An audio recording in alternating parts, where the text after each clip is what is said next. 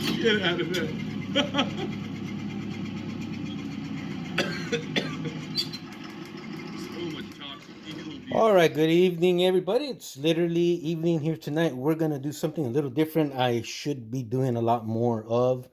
I wanted to, first of all, thank everybody who participated and viewed my two-part Are You Sure You Want to Get Into the Hobby videos. Mainly, I shot those videos for any newcomers who may have stumbled onto my channel via the YouTube shorts I did the other day on this guy here. Um, a lot of guys, unknown to me, but a lot of guys have seen this video in the past, me included. And it's a video that at first kind of gets you pissed off, and then you start to fall in love with the old gal, and then you see she can handle herself. Um, but she's getting handled a little rough here. So when I saw this video here about 2 years ago, I decided I was going to build that model. And that's what we've been building here today with my channel. This series build is about this little guy right here. So if it looks familiar, Yo, you got freaking smoke coming out of the front. that's what we're building on my channel. So we're going to do something a little different today. We're moving along pretty quick. We're not getting close to the end, but we're definitely way past the midpoint here. We're heading towards third base. I want to thank the following new subscribers: Aquarofilio, Hakan Gune or Hakan Gunny. I also want to thank Tommy G and Stan Walker for their very, very wonderful participation and their very, very cool, from the heart replies to my You Sure You Want to Get Into the Hobby videos. Tommy G says we're pretty much exactly in the same boat. He started modeling back as a kid in the 1970s. He got in and out of the hobby throughout the years, just like the rest of us. And he says, and this applies to me also, the hobby has transformed him to the person he is today. And I agree with that comment 100%. Also, I want to thank Stan Walker for commenting and leaving some real cool Stan Walker leaving some real cool comments. He says he's been modeling since 1968. Still going strong, still finding new interesting tips and tricks. And having said that, Stan, I did go down to the hobby store that afternoon. I think it was that afternoon, next day, to go buy paint. They didn't have the Tamiya spray can paint I usually buy or I was looking for. But as I bought some other stuff, and as I'm checking out, I'm watching all these young kids going into Brookhurst Hobbies and buying they own the little storefront shop space next to them. And that's their clubhouse. And so they get a lot of war gamer groups going there, a lot of Gung Paw and Star Wars guys and Star Trek guys. And I bought this hideous little creature there. I didn't know what it was, but as I'm checking out, I see this thing, and I remember what Stan Walker was telling us about new tips and new tricks, and I said, you know what, I gotta buy that. Apparently, it's offered by an outfit. It's called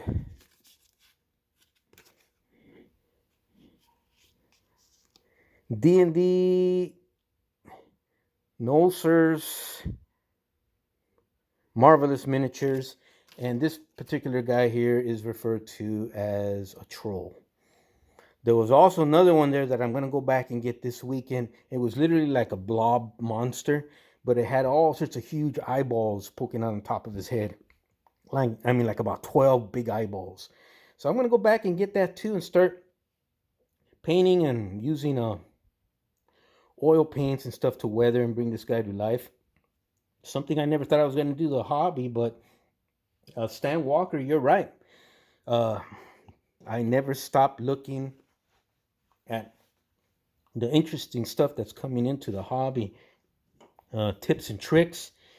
And I kid you not, I'm not sure. Those of you guys who probably know better could probably correct me, but this feels like it's 3D printed. And if that's the case, that's phenomenal. Just the detail on this thing. So I guess this is what all the kids are going nuts over, this and all the wargaming and all the other crazy little stuff they do, but they are the future. They are us in today's modern, technologically more advanced or savvy generation than when we were. So my hat's off to them, and I'm learning, or I learned, or I picked up something new from the hobby from them this weekend. I'm gonna go back and get that eyeball thing. So why are we here? Let's talking more fun. We're gonna do a little bit of painting today, guys. We're gonna actually paint on my workbench. It's no big deal. I got good ventilation going.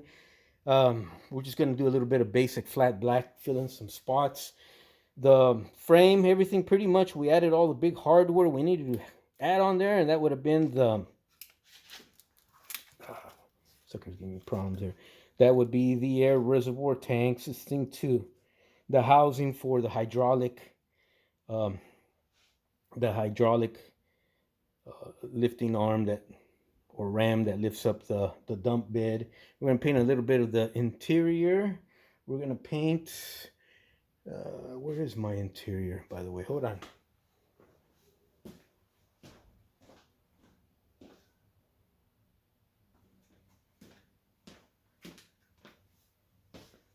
Well, my interior should be here somewhere, along with my seats. I don't know where the hell I put that. Well, let's just concentrate on a little bit of painting on this. When I find my interior bathtub section with the seats. Now, let's look for that thing.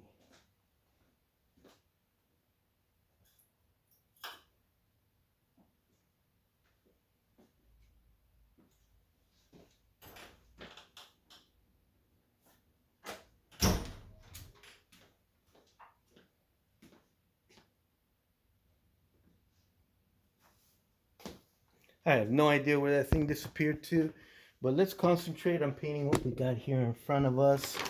I do paint with an airbrush pretty much all the time. I've developed my tricks throughout my lifetime. Oh, here we go. Here's what we're going to paint. We're going to paint a little bit more of the interior. We're pretty much almost done with that. We've got the seats. We're pretty much almost done with those also.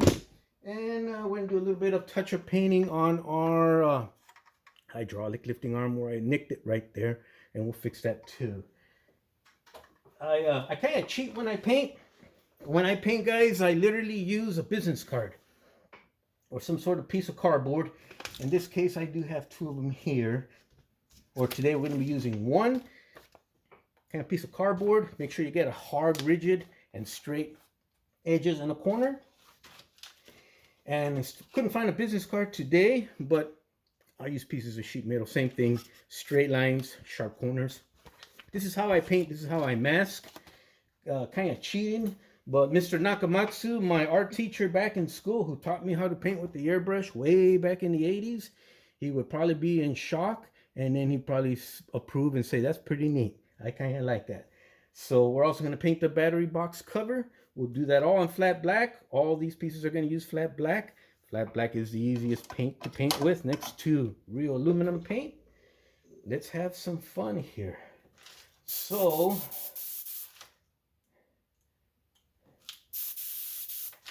I waited too long and the paint started to dry in the airbrush needle. There we go. So what we're doing here is pretty much painted the cab, but we're going to do some touch-up, right here on the edges where I had a little mishap. Also right there on the edge of the upholstered bulkhead or wall there on the passenger side. You just kind of hit that there. We've already masked it off with our... We better get some good lights here so you guys can see what I'm doing. Usually when I start painting the cab and start working on the cab, that's the sad part. And my enthusiasm starts to die down because I'm getting close. The cab is what I save till the end, and I'm getting close to the end, and I know that. And let me tell you, working on this Freightliner Dump Truck kit has been a blast. And I'll never forget this project, along with the other projects you guys have joined me in on. And meeting new subscribers, meeting new, or just talking to you guys constantly, encouraging each other, you know, on and on and on. Once the project wraps up, I kind of miss that, but then we move on to a new project. I'm also starting to work on that Sherman tank that's a movie star. That's all in pieces and stuff. We're going to you guys see that all right? Yeah. We're going to start restoring her, not rebuilding, but rather restore, and keep it as much original as when she posed for the photographs on the Dragon Models actual kit box. And we may post that video tonight also, or the same time as this.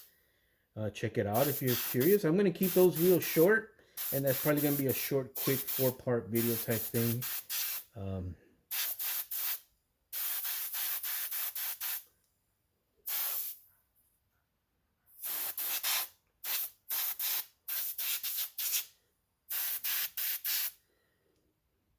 So,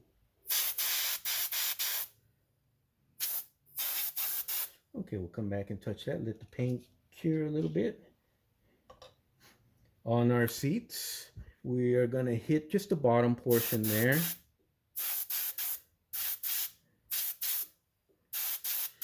Now, I know this all took, I'm assuming the basic bare bones Freightliner cab over units back in the day when the dealer offered them.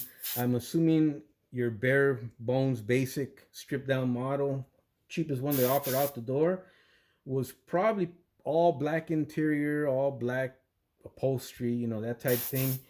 But I notice in our models, if you do that all black on an interior, it gets real dark real quick, because our models are a lot smaller than the actual real prototypes. So you're not getting enough light or sunlight lighting up the inside. So I tend to break up, and a lot of modelers do the same thing. You tend to break up the all black with maybe lighter shades of gray, or the white steering wheel, stuff like that.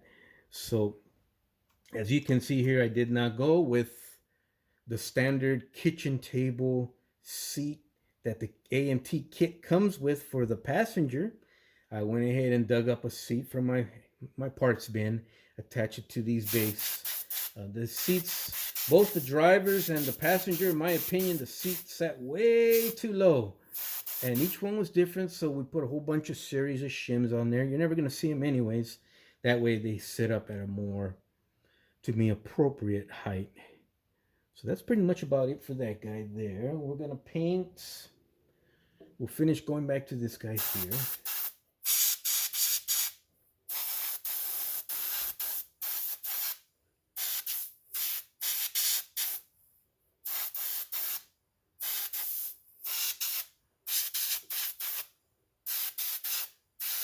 I've been painting pretty much all my life with airbrush.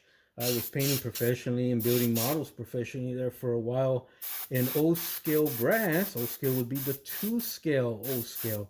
And we're not talking the old gauge, which is 3-rail Lionel Mike's train house. We're talking O-scale, actual 2 rails, 148 to the foot scale. And so I got real good with all the tricks. There's no paint that will fool me. A lot of these water-based paints, when they first came out, people hated them. You couldn't get them to work. And each paint has its own quirk.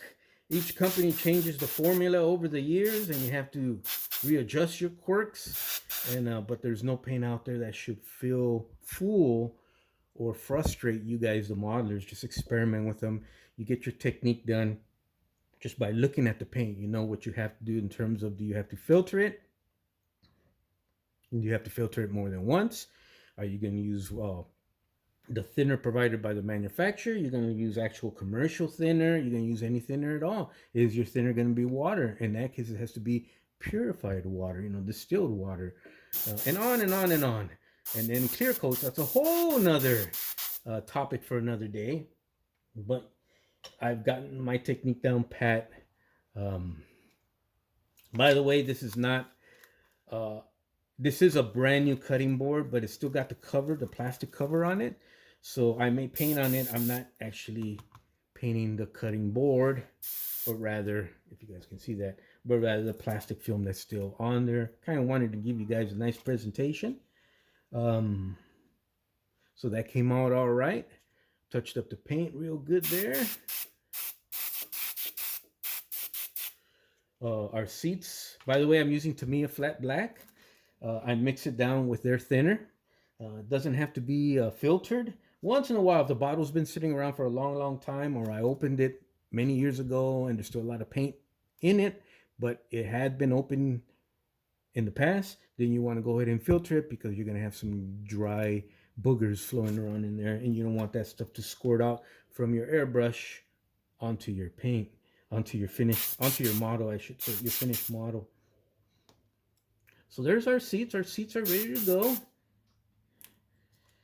So we got some spots to touch up. No sense in redoing the whole frame or anything. We just installed these air reservoir tanks today. We mounted them on I-beams going across, styrene I-beams. This will be the housing. This kind of keeps that hydraulic lifting cylinder lined up center to the frame rails instead of walking. So we kind of made a hole for it to guide it, always dead center, and then we'll build up around that. Our battery box is done. It's been painted, and we will attach that to the side, to the outside on that part there.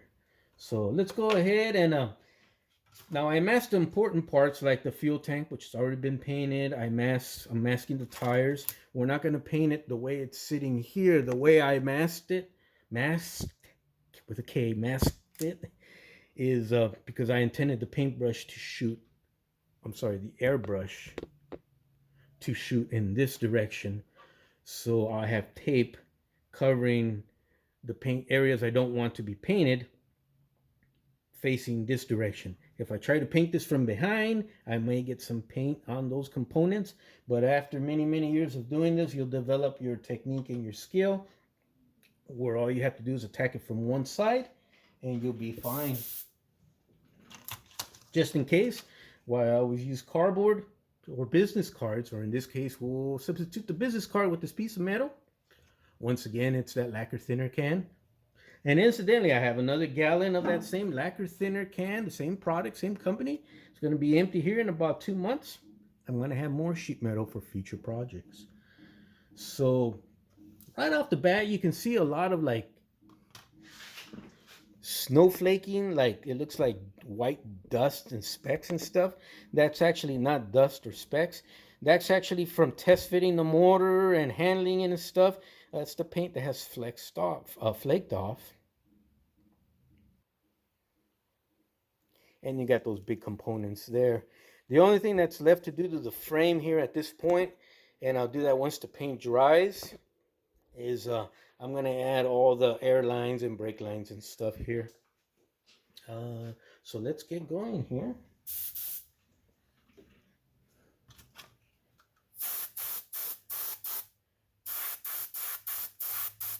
Hope I'm not blocking people's view. Let's get over here. Let's try to do it like this. Okay. Let's bring myself in here. All right. Hope this helps, guys. If you guys are curious, never done this before, newcomers or people coming back into the hobby, get yourself a good airbrush. My buddy Eddie, man, this is a Pache H model, I think it's called.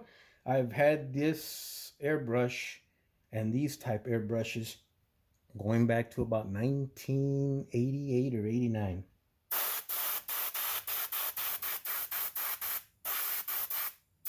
For what we do, just a hobby, it's fine.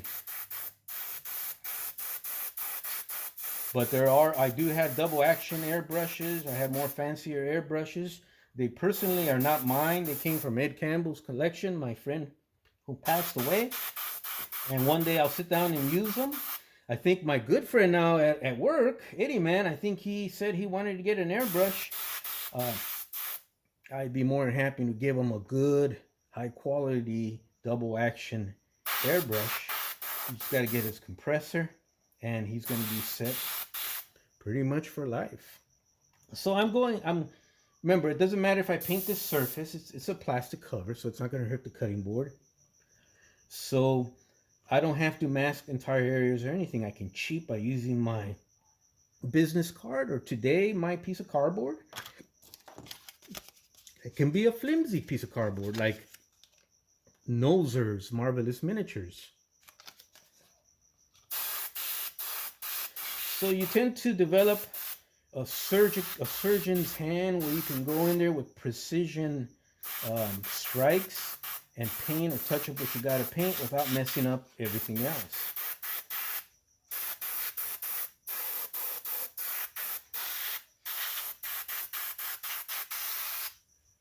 So let's go ahead and turn this guy. We didn't plan for how I was going to pick it up, so let's kind of cheat like that.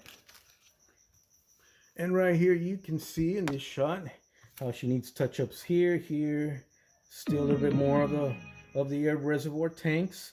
I see we got a little bit of fuel tank that I did not mask off, and I don't want to repaint that silver. So we're going to use our business card sneaking in behind there as we paint these forward sections, so our overspray doesn't hit that silver of that fuel tank. And no need to mask or anything like that. Just put your business card in there.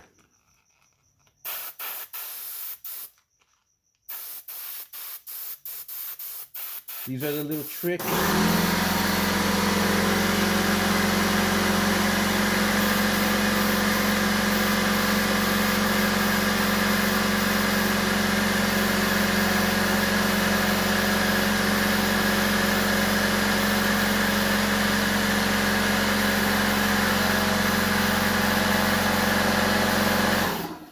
Get yourself a good heavy-duty compressor too, like what I did. Don't get one of those little cheap, cheesy ones. You're gonna live to regret that almost immediately. Get something that's gonna have a big tank, hold your air. It's gonna make a lot of noise when it fires up, unless you get one of those silent ones. I do have silent ones upstairs, but this has been old reliable with me here for about 20 years. And it's a Sears Craftsman model, and I wouldn't have it any other way. So there you go. Right before your eyes, we made the frame look brand new all over again. We can use that cardboard. We can use pieces of metal. We can use envelopes. We can use stuff we get in the mail, these flyers. You know, just the possibilities are endless. Develop your own technique. Watch others use their technique and adapt it, or improve on it, or make it your own with your little finishing touches. And let's keep turning the model around, because we want to get the back of this guy now. Now, I didn't plan for shooting this guy from the rear, so we're gonna do a lot of covering like this. And actually, we can even go like that. So that way I don't get any of the tires painted or the rims on that rear axle there. I'm gonna leave that gold for a while. I kind of like the way it looks. Kind of makes me look like a pimp, but we'll keep that there just to impress the girls.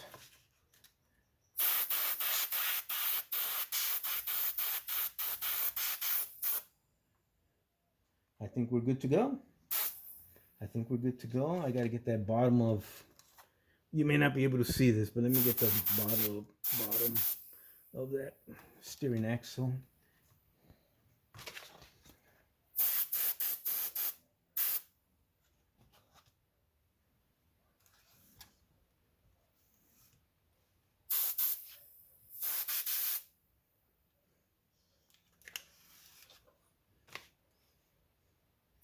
Ask questions if you're interested about this technique or any other technique, or you're just wondering how I did this or do that, or you have your own technique. Feel free to comment below in the comment section. All comments, replies are welcome. Critiques. We're 25 minutes into this. This puppy will cut off in about 4 minutes. So let's go ahead and show you guys the finished product. I don't want to keep you guys here all night. And it's not the finished product. I still got to hit it from the back and underneath. So let's go ahead and do that when we start to sign off. And it's not just me. If there's something you want covered, check out everybody's channel. Ask questions from everybody. It's not just a me thing. When I put that thing on there about you sure you want to get into the hobby, maybe I should have worded it, you sure you want to get into our hobby? I'm just a visitor for the hobby, at least while my lifetime while on this planet. But it definitely is all of our hobby. And there you go, man. Brand new, brand spanking new. You sure you want to get into this hobby? Is that funnel meter going full blast? We're going to end the video here in about a minute or two. But check it out.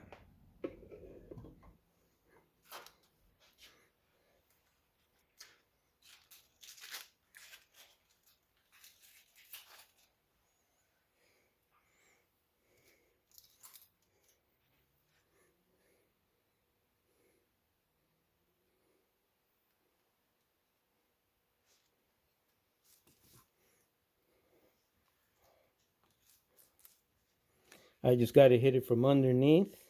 But there you go. I'm not going to unpeel the fuel tank because I still got to hit it from underneath. But there you go. It was all, remember the side here? Have fun with this hobby. It's going to teach you all sorts of things. Painting, soldering, welding, cutting metal, cutting styrene, gluing styrene, weathering, painting with oils, such, etc., etc., etc. You guys have an awesome evening. Thank you for joining me tonight. You guys take care. And you sure you want to get into this hobby now? Now, I'm not forcing you now, am I? Huh?